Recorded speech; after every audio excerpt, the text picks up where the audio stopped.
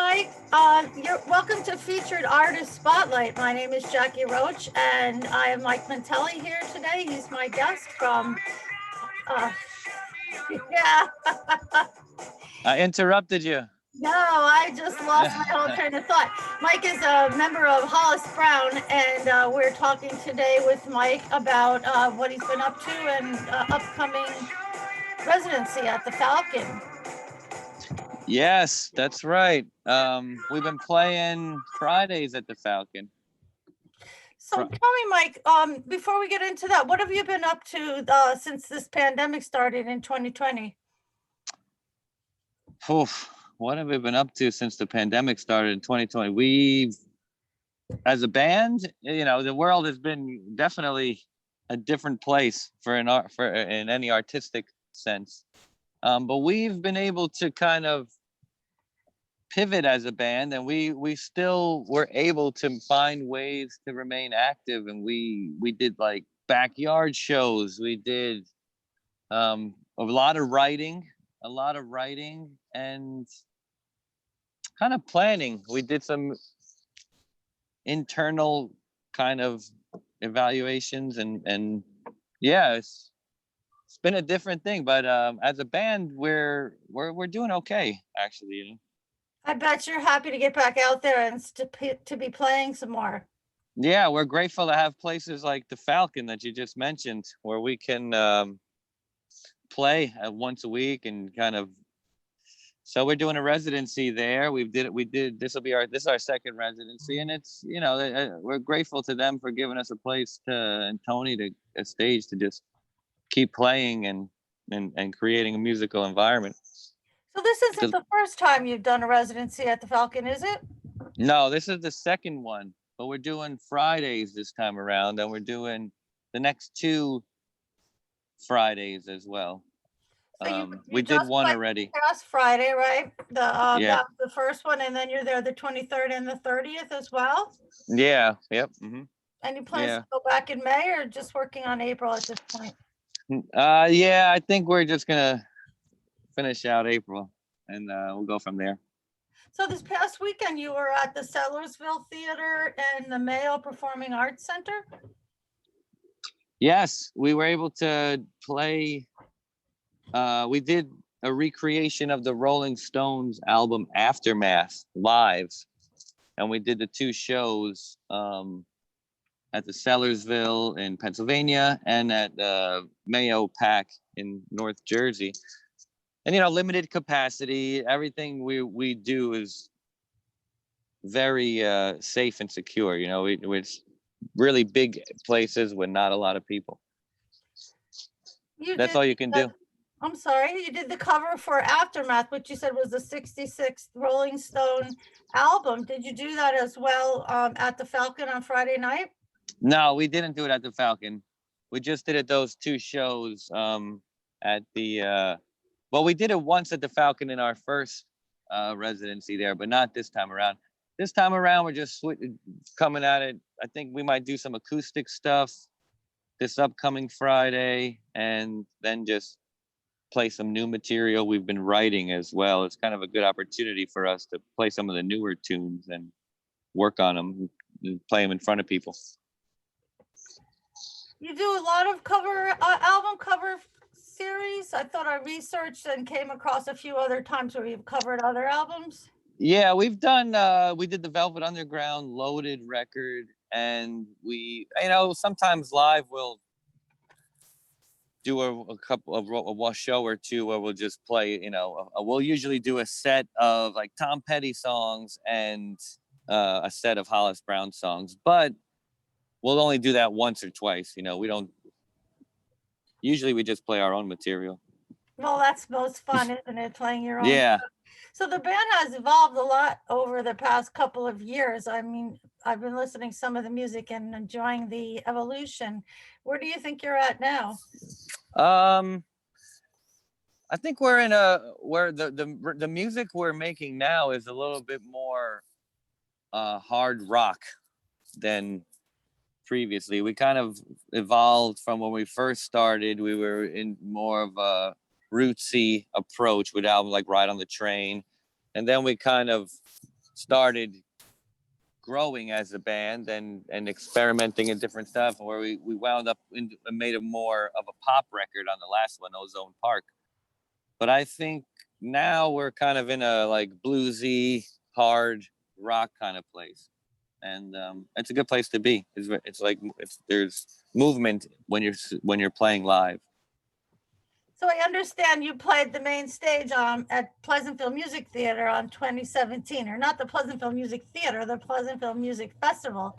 Yeah. On 2017. I asked Bruce Figler what it was about the band that attracted him and invited you to join them. Do you want to hear what he said? Sure. He told me that he booked Hollis Band for the 2017 festival because you're a hardworking band with an edge. But you're not full of yourself, just a straight ahead rock and roll band with catchy tunes and no pretensions. And he also feels that it's refreshing that you're out of Queens and not Brooklyn, because he thinks that what you do embodies that working man's spirit. Wow. All right. You have to send me that quote. That's gonna be in the new the EPK, that's gonna be in the new press kit, that quote. That's a good quote. Yeah, he wrote a really good. I added it a little bit. It was even better than what I just read to you. But yeah, that's so amazing. Based on that that's kind words. Where can people go to follow your calendar and keep up with what you got going on coming in? Well, we're pretty much wherever your preference of following music or learning about music is. We're on Spotify, we're on Bands in Town, we have our own websites, we're on Instagram, Facebook, just Hollis Brown Music. We're out there. Check out some tunes. So I noticed you have a pretty big following on Facebook. Do you think that's where most of your fans are gathering? I don't know. I think it's I don't know. I think it's definitely one of the ones for sure that's important. But for us, we've kind of have a word of mouth kind of indie following, and it's just a little bit of everywhere. So tell me a little bit about the early days. I understand you and Jonathan started out back in high school as songwriters. Did you begin the band as a duo, or were you always a band? We were always a band, but we both kind of, me and John met back in high school, but we really didn't start playing music together until into college. That's when we kind of started writing songs in Queens, and his dad, and trying to listen to records and figure out how to write. And then we decided to get a band going, and it's been just kind of evolution of how it gets on stage and how we do it. But now we have a really maintained lineup that I'm super excited about. Do you want to tell us who the band members are? Yeah, we have Andrew Zainal, who's been in the band forever, amazing drummer. We have John, obviously, me, and we've got Chris Uriola, who's been in the band a few years now, great bass player, performer. And we got Michael Hessline, who's been playing with us, who's just a wizard. What's Michael Hessline doing? I didn't see him when I was... Yeah, we've been playing live with Hess. He's been playing the keys and backing vocals, and he's been great, taking some solos. Is that a recent addition to the band? No, we've been playing with Hess forever, a long time. Oh, he comes and goes. He comes and goes. Oh, well, I looked on Wikipedia, so I gotta get out there. He floats in. He floats in? Yeah, but I love Hess. He's amazing. He's a great musician. Still based in Queens, or more spread out? Yeah, no, we're based in Queens. Well, I live in Queens. I'm in Cunningham Park right now in Queens. John he has a place upstate and also in Queens in Astoria, but he spends a lot of time upstate with the pandemic and everything going on. Andrew lives in Brooklyn, has an amazing restaurant in Brooklyn as well. And Hess lives in Asbury Park. which is so we're all pretty around. You know what I mean? Pretty around. Yes, I do know what you mean. Hey, when I was looking at some of the music, I came across a music video for, I want to know if it's Taste is the name of the song or Sleeping from the Inside. No, none of those. No. That might not be us. No. Oh no! You tell me I did crappy research. So you don't have a video out there where they're using a Smith Corona typewriter, typing No. Nope. Oh my goodness! And there's somebody else using your name out there. I'm gonna have to check into that. Yeah, So send me that link too. Yeah, I'm gonna have to. Now I feel like Yeah. a fool. I don't have a research department, it's just me. I would like to know a little bit about Hollis Brown and the downtrodden man that Bob Dylan sang about. Was that something that inspired you? Absolutely. You know, Bob Dylan is the gold standard of songwriters, I think, and he's a genius. And so when we were kind of forming the band name, we were talking about different things, and we were gonna go. We thought, you know, the Rolling Stones took their name off of a Muddy Waters tune, so we said, oh, we can find kind of something like that. And then we thought Bob Dylan. All right, then it took a month to figure out which, you know, is it going to be a Bob Dylan song? You know, so you know how naming bands goes, but we settled on Hollis Brown after who knows how long. So you guys inspired by Hollis Brown and his story. It sounds like you kind of are making his life an improvement with each song that goes on. Yeah, well, he had a terrible end, but I think it was just more about the attitude toward writing a song like that.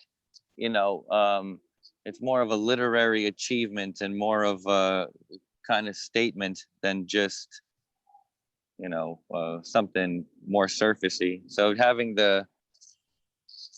it's a great choice. I love that. I love that that song. It's a literary piece, you know, and that's, nobody does that. No. So it's a long song. So do you have a song out there called John Wayne? Yeah. Okay, then I did find that song accurate. That's an interesting comparison, right? Because John Wayne has a little bit of a story and a thing to it. Yeah. That's interesting. I was really impressed with that song. First of all, the fact that it's 7 minutes long, and it seemed to me to be is that more of what your newer music is then? It was kind of. It's getting in that way. It's getting in that way in terms of an example, but that one's good because we can play it live. We play it live a lot, and it's a nice live song. Yeah, it sounds like a really hard charging rock song. So it looks like you got some beautiful weather out there, and I don't want to keep you too long. What are some last minute words that you want to give the audience about the shows coming up? Yeah, we'll just be there every Friday coming up. It's in Marlboro, New York at the Falcon, and we're going to be playing. We have 2 more shows, 2 more Fridays, but just keep an eye out for the band. Check it out on Spotify and, like, you know, check out Hollis Brown. Anywhere. Keep an eye out for us. We'll be moving. Definitely the 23rd and the 30th at the Falcon in Marlboro, New York. Thank you. And it's a free show. It's a free show also, but you got to make a RSVP ahead of time. Because they have limited seating and they're also big distance and they want to keep us all safe. Exactly. Well, thanks. Is this your song, Run That's right, it is. Wouldn't it really stink if I'd have been playing the wrong music too? Well, it was really great talking to you, Michael. Have a good show and enjoy the rest of your day. All right, thanks for having me. Nice chatting with you.